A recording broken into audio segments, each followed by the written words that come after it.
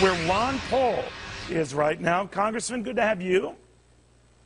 Thank you, Neil. Good to be with you. How important is this state for you? Well, it's very important, but it's not do or die. You know, we expect to pick up some delegates as we have continued to do so, and we'll continue on. You know, it's interesting. It is a proportional vote, and along the way, by proportional vote, even if you're second or third, certainly nothing wrong with that. You've been very, very consistent. You could amass quite a few delegates, whether or not you get the nomination. And certainly you have a powerful voice. I know you obviously want that nomination, but let me ask you about this process and the extremes. You've seen the leaders go up and down. Now Iowa's been recertified to show Santorum won and not Romney. South Carolina, where Romney was winning, he might lose. What's going on within your party?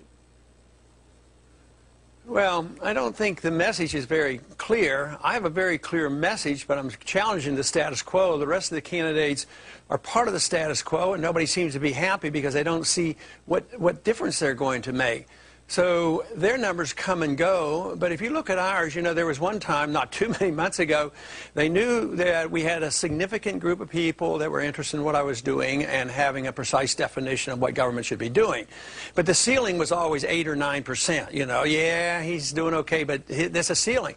But now the ceiling shifted to about 17 or 18%. Now they're conceding that, you know, it's over 20%. And if you include independents and Democrats, our percentages are much better. You know, not too long ago, there was a poll done where I was up against Obama, and I was equal to Romney in that. So does it bug we have a lot of you, support from independents I mean, and Democrats. You've been a remarkable phenomenon, but I always think you're like a sort of a thin Rodney Dangerfield. You don't get any respect.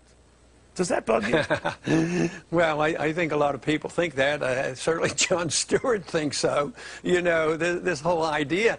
I mean, if you look, somebody told me, you know, from this last debate, I thought I did rather well. And they went down the number of times they mentioned the other three candidates in the review of the debate. And it was, you know, like 80, 90 times, depending on which it was. I was mentioned one time in all the discussion of the debate after it was over. Right. Now, you might argue I didn't win, or some people argue that I did. You had the juice. But it deserved more than one mention on all the stations. Somebody went and added these all up. Thank you, Congressman. So what's going on there? You're in this media business. I'd like to know exactly how that comes about.